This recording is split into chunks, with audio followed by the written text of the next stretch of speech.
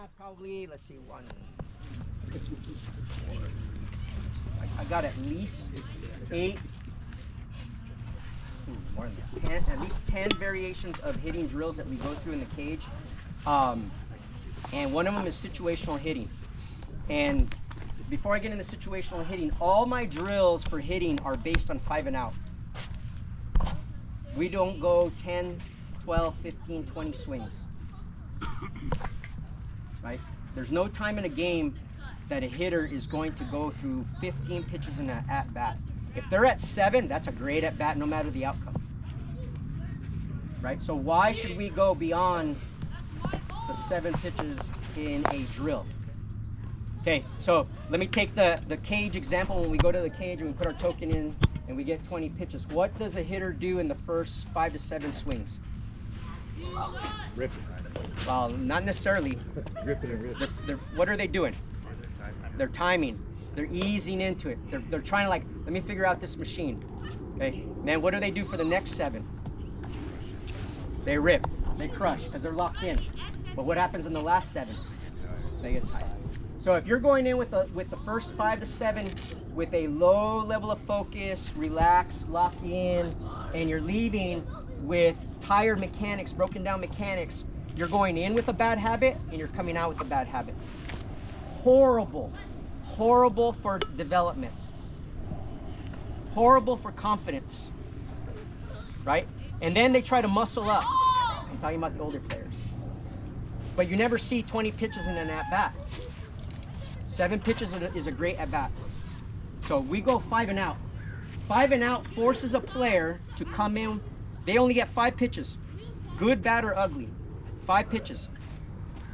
It forces them to come in with a high level of mental focus. I need to maximize my 5 pitches. After 5 swings, they're out. This way mechanics don't break down, they don't get tired, and they can come due and they can go to the next station, next station, next station.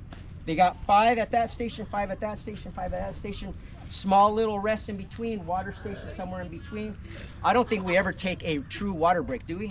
Like, so players have their water set up before a station. If they're waiting 1 or 2 players for the next station, that's their water break. We are moving, maximizing time, maximizing resources, maximizing coaches, maximizing repetitions, and it's just constant move. 5 and out, 5 and out, 5 and out, 5 and out. And what you're developing a 5 and out type mentality. Like, let me show you what I can do in 5 pitches. Bam, bam, bam. 5 for 5, move on to the next drill. 5 for 5, bam, bam, bam. Next drill, 5 for 5, bam, bam, bam. And you're getting them to maximize their focus and their mechanics every single time without a breakdown. By the end of the workout, how many reps do you think we get in a workout per player approximately? So we do about 4 or 5 rounds?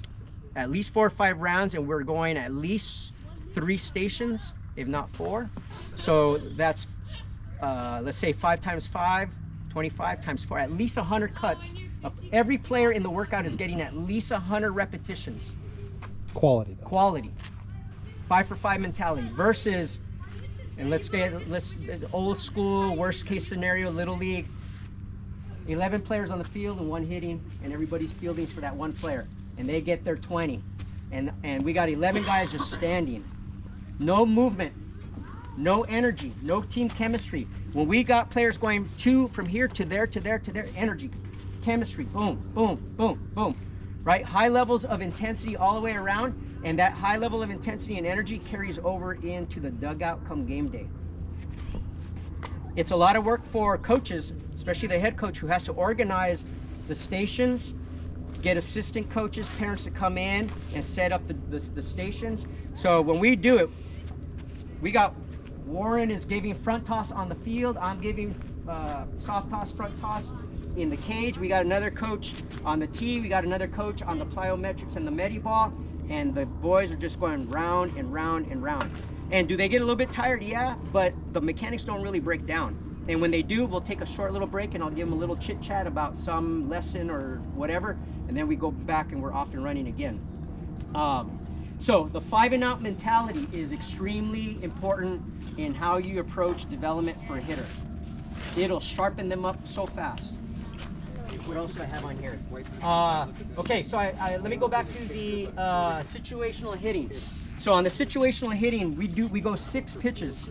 And what we're gonna do is we will start, there's kind of 4, there's, the situational hitting is all one type of thing, but within that, there's small, tiny variations. So what we'll start with is a sacrifice bunt. All my players are going to bunt. Even if you're a 3, 4, 5 hitter, you're going to bunt, okay? And so on the sacrifice, if they're here and it's a sacrifice bunt, I won't throw the pitch.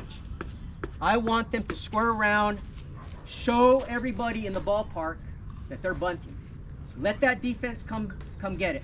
Their job is to sacrifice. I want them to build that mentality that they're willing to give themselves up for the team. Right? So part of these drills, when we go from drill to drill, and we're gonna go through it all, is creating what I call mental elasticity as a hitter. If you're a 4 hitter and all you think about is home runs, you have no mental elasticity. Everything is a big swing, even with a 0-2 count, to try to hit a home run. Through these drills, all the different variations, location, speed, situational hitting is creating a mental elasticity that they can adjust pitcher by pitcher, speed by pitch, location by location, game by game, inning by inning.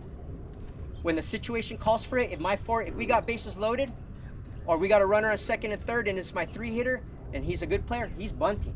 Especially if it's a 0-0 type of game late in the game. Runs are at a premium. We need two runs in scoring position. Okay, so every player is going to come around, and I need for them to score around on the sack bunt.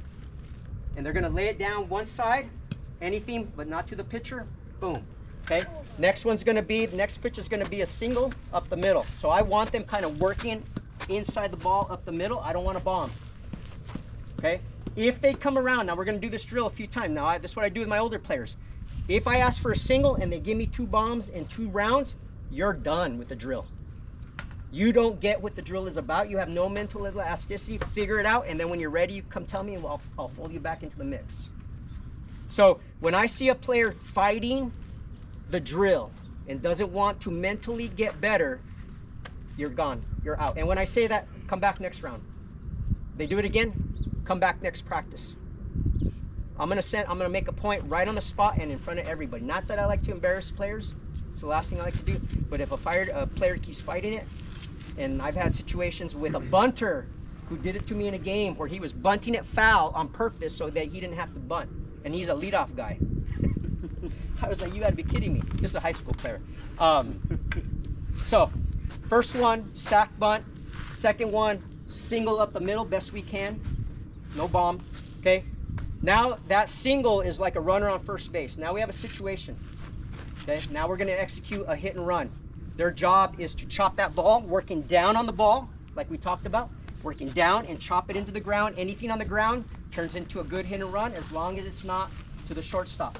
Okay, so we want it on the ground. Now, here's where you have to really see what's happening with a player when you ask for a hit and run, chop it into the ground situation. Okay, when they go bam and chop it and it turns into a smoking line drive, that's your time to stop. Give praise to that kid and say, look what happens when you get on top of the baseball and it turns into a backspin line drive. You just didn't know how to do it. But now you're trying to actually hit in the ground, but guess what you got? Over time, that hit and run drill, as they chop, chop, chop, and it starts to go boom, boom, boom, it starts to click. This is why the situational hitting is extremely important. Because what you're doing is you're teaching them something in a very indirect way, and then the light bulb is going to go on. Okay, so now we did this, the hit and run, and the runner now moved over to second base. Okay, so I'll say it's a runner on second, no outs. What's the job of the hitter? What's that?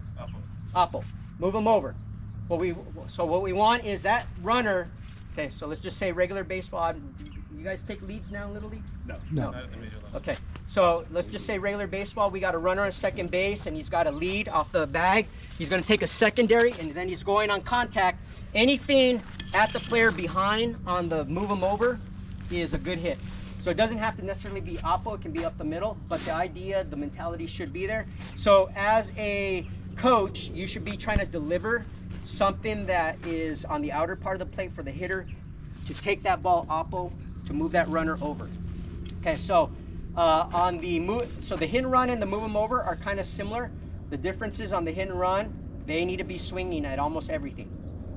Unless it's up here or way out there in the dirt, right? The difference is on the move them over is they don't have to swing at an inside pitch. They're looking for the outside pitch. So you should be giving it to them on the outside pitch so that they can hit that. And anything on the ground, anything move over to that side is a good swing. Okay, so what we're doing there, just like on the chopping down on the hit and run, and it's gonna create a line drive, if we give them that move them over pitch, we're working inside the baseball. So we're working two parts of the mechanics without really telling them, hey, get on top or work inside. By doing the situational drill, they know where they have to put it, so they're gonna make the adjustment. You don't have to keep drilling it. Stay inside, stay inside, stay inside. Now, for me, if a hitter gets around it on that move them over and I didn't see them working inside the ball, I'll tell them do it again because there's a bonus on the 6th pitch, but they don't get the bonus. Okay, so now we had the runner on second, we moved him over, so that's number 3.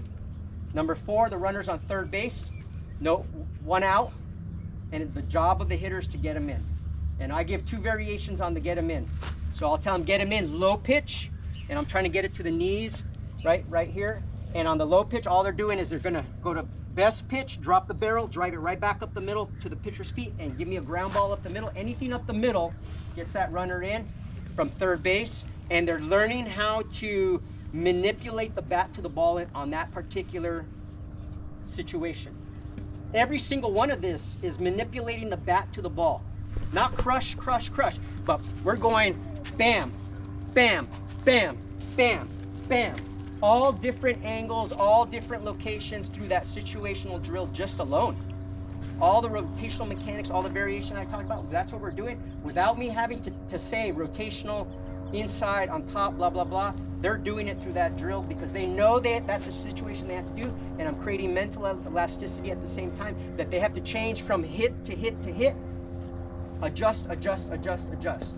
Okay, so that's the first variation now.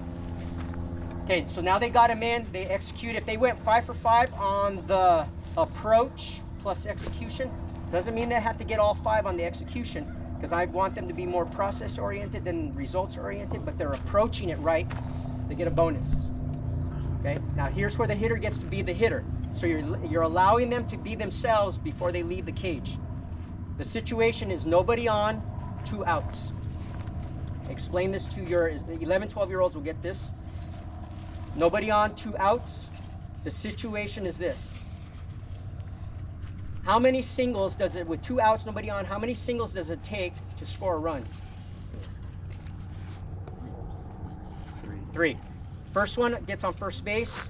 Second one gets a single and the runner gets a third. Third one drives them in with a third single. Okay? If each one of those hitters is a 300 hitter, what's the chances of scoring a run with nobody on and 2 outs? 30% times 30% times 30%, which is? About 3. Is what? About 3%. About 3% chance. Without errors, without pass balls, with all that kind of stuff. Just pure hits. Okay. However, on the bonus, if you let the hitter be the hitter, right? Hopefully on their, when they got him in, they had a good hit somehow, some way, they can translate into the bonus. The bonus is go for the gap. We need a double. Because if we get a double with 2 outs, nobody on, how many hits does it take to score? 2. So now we took our chances and we multiplied it by 3. So we went from like about a 3% to about a 9% chance of scoring a run. So we want to go for a double in that situation, right? And it's okay, because now they want to kind of launch a little bit. They were locked in to bam, bam, bam, bam. Let them launch a little bit, right? Because we want to unleash them a little bit, let them know that they can be their own hitter in certain situations as well. Now, what a lot of hitters will try to do is try to do too much. So if I see that in round 1, I'll tell them, hey, don't do too much. Just do what you did on the last one. Just try to get it into the gap and then turn it into a double. Okay, so that would be round 1 of situational. Let me give you the second variation. Okay, let me give you all the variations. Okay, next round might be the sack bunt to the other side, and instead of the get him in low pitch here, I might be a get him in high pitch, and let's just get the fly ball to the outfield so we get that run in from third base. So there's kind of the 2 different variations. Then the next 2 variations are going to be, instead of a sack bunt, we're going to go fair foul bunt. Okay, basically, we're trying to get on base with a bunt, right? We're trying to get a base hit. So, here's a baseline. Right, fair foul is, now, when I tell them it's gonna be fair foul, I see players do this. They're giving it away. So I tell them, start over, right? Don't show like you're gonna bunt, because what they're gonna do is they're just gonna put a surprise bunt down the line, okay? So they gotta, I tell them, look like a hitter, don't show it, just put the surprise on at the last second. And the idea here is on the fair foul is we're putting the ball inside that line, and if it goes foul, it's okay.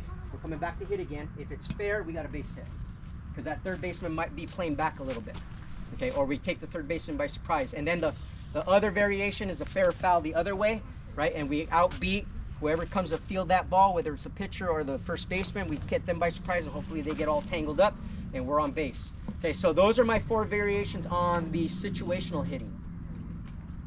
A lot of variations even within one. Single, can run, move them over, get them in. Bonus, get them in's got 2 variations, all that kind of stuff. Mental elasticity.